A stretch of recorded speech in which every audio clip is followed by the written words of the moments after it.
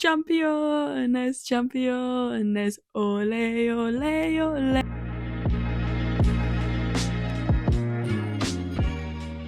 Welcome back to the Arsenal Humans podcast with me, Luce. I hope you're all good. As you can tell, vibes here are good. I'm buzzing. I feel like I've been in such a we are the champions mood for 4 days? It happened on Saturday. It's now Tuesday, so Saturday, Sunday, Monday. Yeah, 3-4 days. I feel like I haven't really stopped.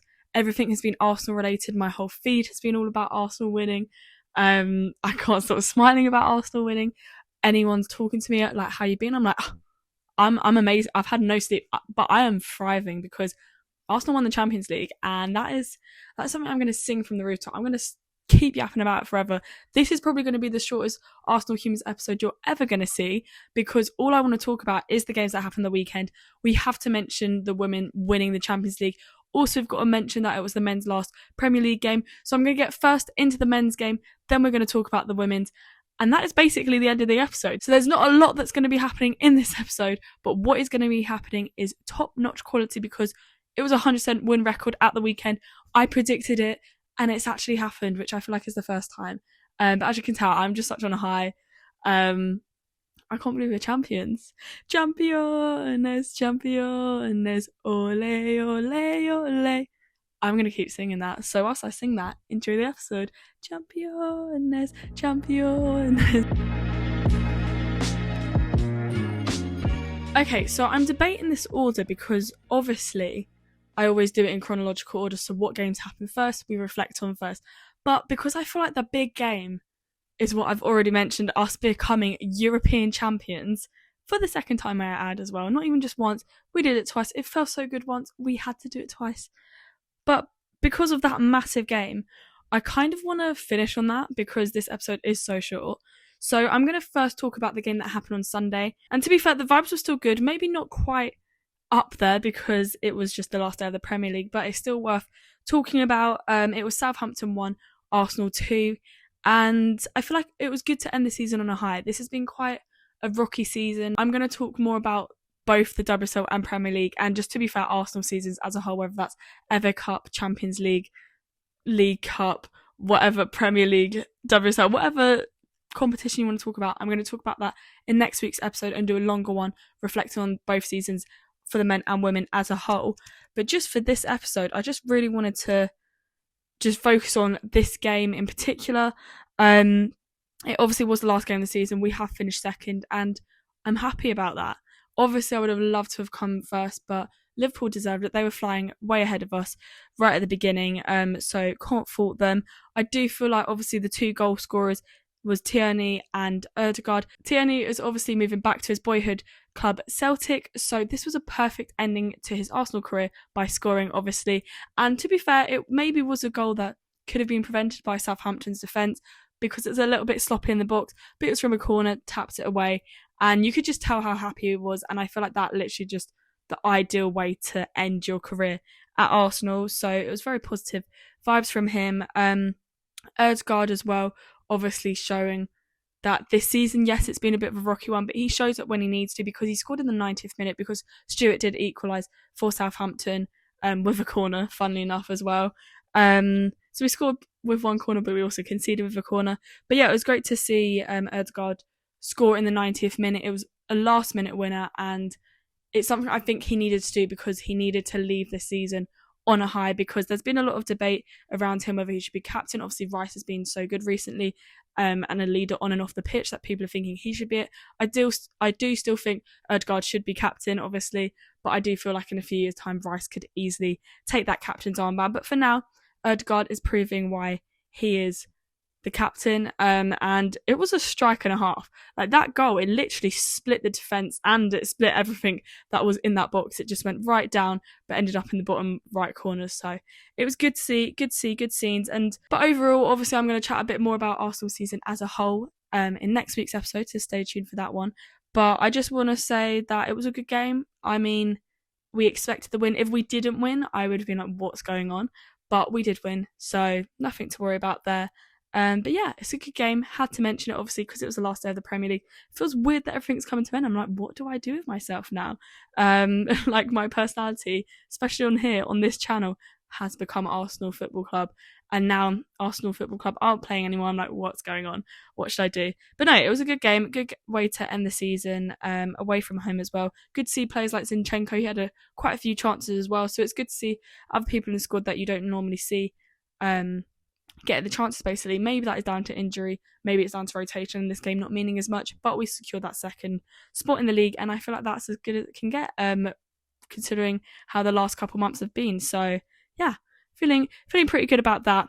But the game I want to chat about the most, and not even just the 90 minutes of this game, I feel like this game was so much more than just the 90 minutes. It's what it means to us. But focus on the match briefly for like 1 minute. It was Arsenal 1, Barcelona 0. This is the first time that Arsenal have been in a Champions League final for 18 years. We obviously were last in 2007, where Alex Scott scored the winner, and we ended up winning the Champions League once. And this time we thought, you know what, we're here again. We might as well do it again.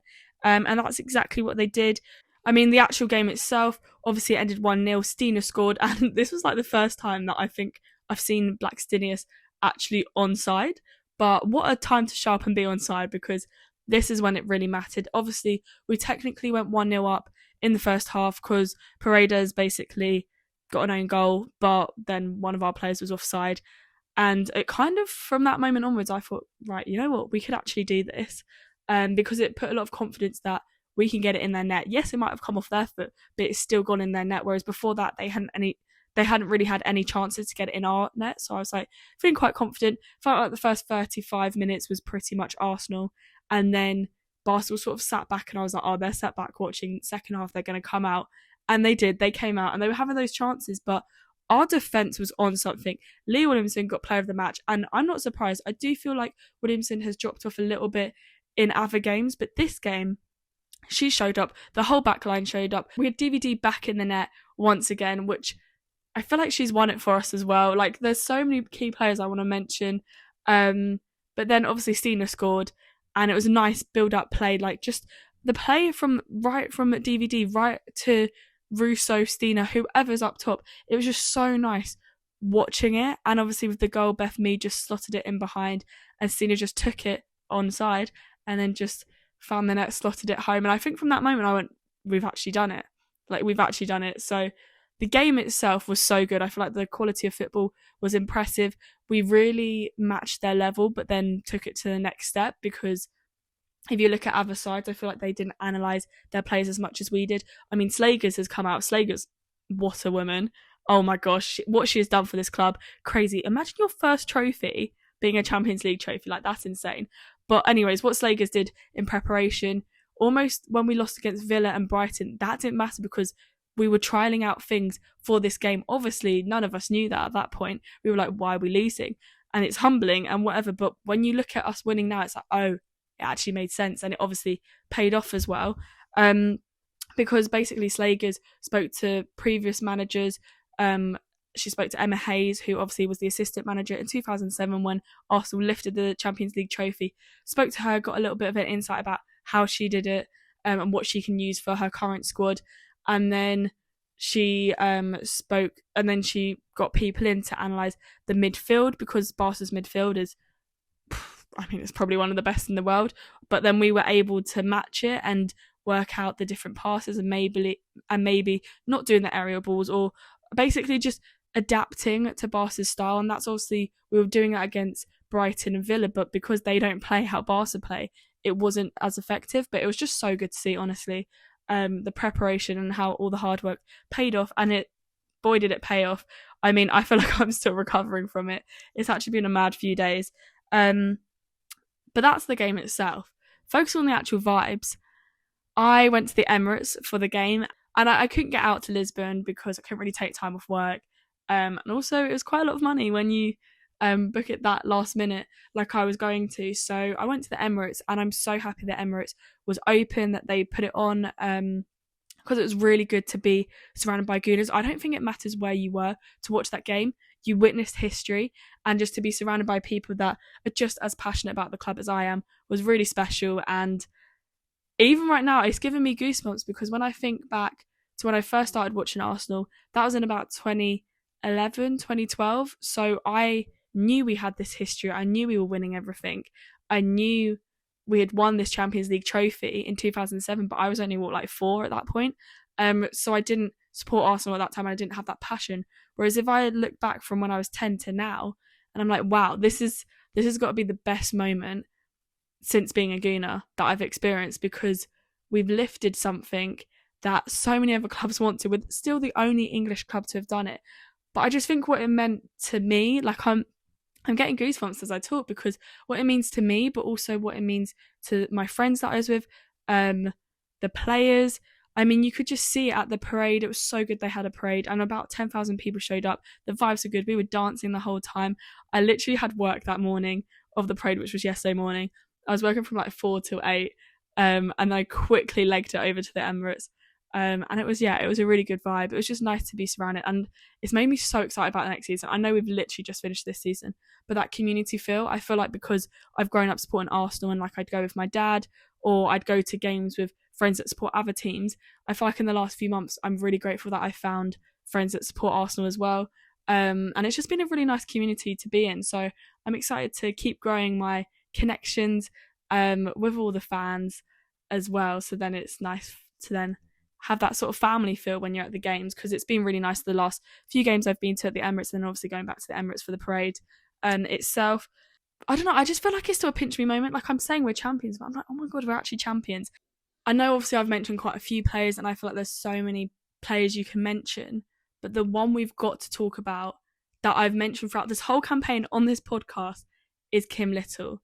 I've been wanting Kim Little to lift the Champions League trophy for so long now, and throughout this campaign, especially the last few weeks, I thought, oh, maybe it's a possibility. But to see her do that, I don't know, it gives me goosebumps. I feel like that was one of the best moments as a Gooner to see Kim Little lift it, because when I say Kim Little is an Arsenal legend, I mean she is the legend. She is the player that I wanted to be when I was growing up. When I was 10 watching her, I was like, wow, I want to do that.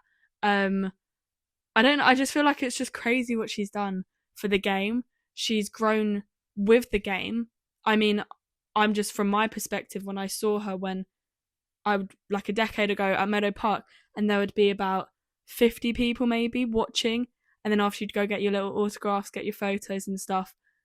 And then now I'm looking at it, and Lisbon was sold out. You had the Emirates was packed. Most pubs in North London, most pubs around London were packed, all watching this game, all watching her. And it is crazy to see the growth and what it's done. But one thing I just love about her is she just comes across as so humble. And I don't think we're going to get a better Arsenal captain than Kim Little. I'm going to be real. I don't think we will. I think just her aura, her vibe, everything about Kim Little is what you want in a captain. And I'm just so happy that she got to lift it, because honestly, it feels like, as an Arsenal fan, especially when you've been watching her journey for so long, like I've been watching it for a decade, it's so touching to see them be able to do something that is so impressive. She's basically collected every single trophy that she can from Arsenal. There's obviously debates around whether she's going to retire this summer, whether she's not. I mean, I thought this would be quite a good time to retire, lift up, be like, yep, I've got it. At the parade, she did say, see you next season, Gooners, was her last thing. And I was like, oh, okay, that means she hasn't retired yet. And to be fair, we might be able to get her more silverware next season. But you can tell that her game time was being reduced throughout towards the end of this season. So I guess it is up in the air. But in terms of the Champions League campaign, she had such a big impact.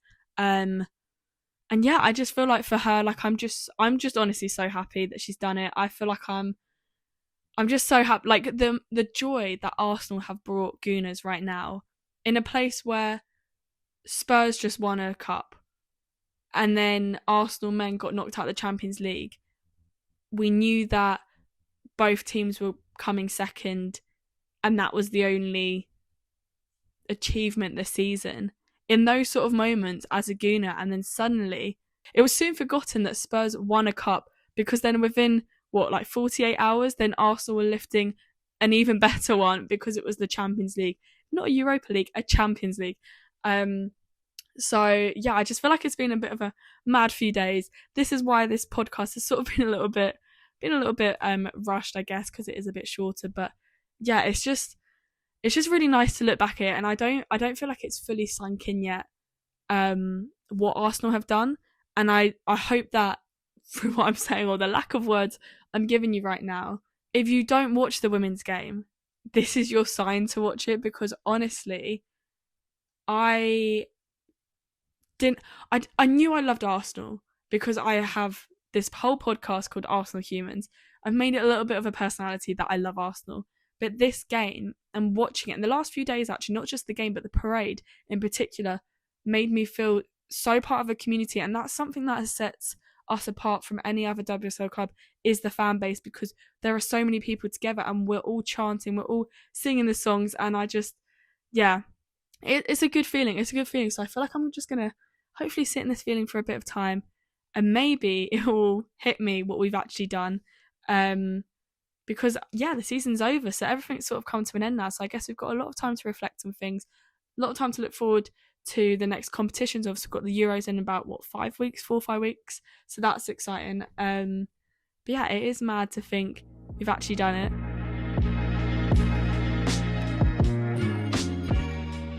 Okay, amazing. This feels really weird to not have to do any predictions because the season's done.